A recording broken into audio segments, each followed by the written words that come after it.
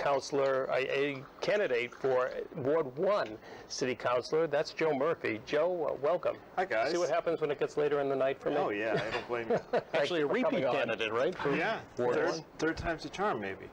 You guys look great. I haven't seen you in forever. We clean up well. Yeah. So, third time's the charm, you hope? I hope so. Yeah. I mean, to be honest with you, I've been telling the people I talk to, full disclosure, this was not a planned run for me. Oh. I was ready to sit this one out. I'm going to grad school online, and I'm on the board of QCAN now, and the PTO. Quincy Climate Action Network, just for folks that don't know him. And I got involved with them during my first campaign. Yeah. I sat in on a meeting to just find out what's going on, and I loved what they were doing, so I've been going to all their meetings since then as a member and now as a board member. So between the volunteer activities I'm in and grad school, not to mention my family and day job, I thought, okay, we'll just take this cycle off. But as the summer wore on and I noticed Dave didn't have an opponent, I just feel very strongly that there should be no unopposed candidates. Okay. I feel so there was no proverbial straw that broke the camel's back saying, that's it, I'm running. I think Dave and I feel the same about these issues that we always have. It's nothing personal, we just have different styles. Okay. But this time I was like, I want the people of Ward 1 to still have the choice when they get into the ballot box. I want them to be able to decide for themselves, either give a vote of confidence or let's try something new. Okay. And my issues, I want the job because I've tried a couple times already, right. And I would be honored to do it. But I think we're still in the same places issue-wise. I don't think a lot has really shifted. But so I told everyone, where I stand. There probably won't be as much hoopla in this campaign, but I'll be there, and I want them to reach out to me. Well, it's the democratic process. Right.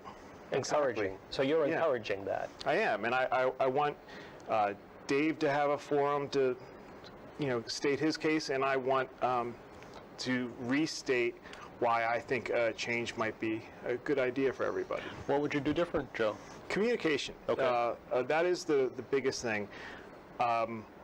Before Dave, we had a very communicative counselor, who was very active on social media. She kept a blog. She held a lot of meetings, and we don't have that stuff anymore. Dave does have a Facebook page, but his Facebook page is more or less copying, pasting images from like a city website or a letter that the city sent out and just posting it so people can see it.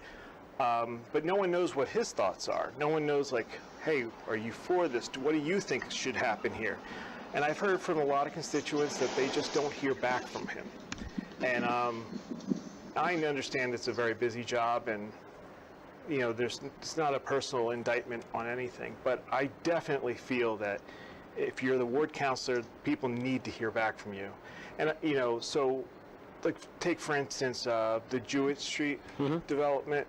I know people are very concerned and angry there, and mostly when they're talking to me about it, I ask, well, what's Dave say? They were like, well, we haven't heard back from him yet.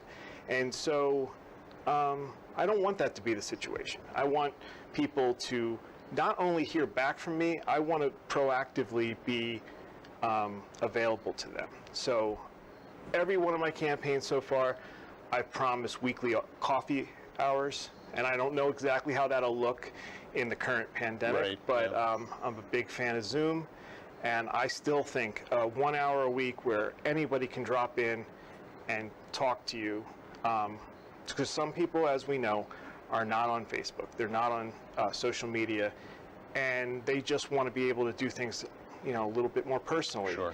Also, you run the risk of getting kind of mobbed if you put something on Facebook and it's not popular. So some people just stay quiet then. I really don't like for instance, right now C Street is going through incredible projects, and for the most part we're thankful because that street needs to be paved, but you'll hear people from Manat and Babcock Street that say that the streets have turned into raceways because of the cut-throughs. And, I don't think, if they were to complain on Facebook about that, they run the risk of getting, an inner neighborhood fight going. So sometimes they just want to be able to talk one-on-one, say, hey, can police detail to take a look here because it's getting a little dangerous for the kids, Okay. So nuts and bolts constituent services. Yeah. I mean, I have plenty of other ideas, as you know. Like, I think I'm a big fan of participatory budgeting, where I think a slice of the Quincy budget should be put aside just for the citizens to decide what to do with it. Not one of the mayor's plans, not one of a special interest group's plans, but just, hey, this neighborhood wants this, and we're going to have a slice. They do it in Cambridge. There's other towns that do it. It's not like a big invention of mine, but with all the spending that's done in Quincy, I don't think a lot of it is done with a direct link to what the people are asking for all the time. And it does have a history in Cambridge? Yeah, it's getting older as we speak. I mean, first time it was kind of experimental, but now I think it's something they keep around and would be hard to get rid of it. It's been popular, Going to do anything different on the campaign trail than you did the past 2 times? I'm not raising money. Okay. That's the biggest thing. Okay.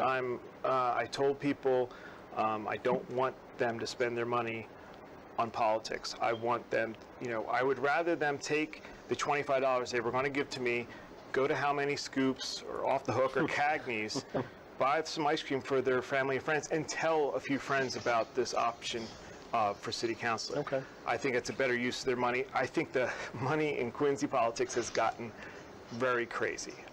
When you look at what's happening here, people are leaving the city to have fundraisers with some developers in Braintree. Why? Why would you do that? Like, it doesn't cost that much to run a campaign. So I think we need to maybe tone down the temperature on fundraising in Quincy. There's no need for hundreds of thousands of dollars to be spent. So this time I'm going to run my campaign with a shoestring budget. I mean, shoestring. I'm planning on not spending anything if I can. I have old signs. OCPF says I can count them as a donation to myself. So, well, we'll look for those out on the campaign trail. All right. Thanks so much. See you back here in November. Yep. Thanks, Joe. You're welcome. Thank you, Joe. Joe Murphy, candidate for Ward 1 City Councilor on November the 2nd.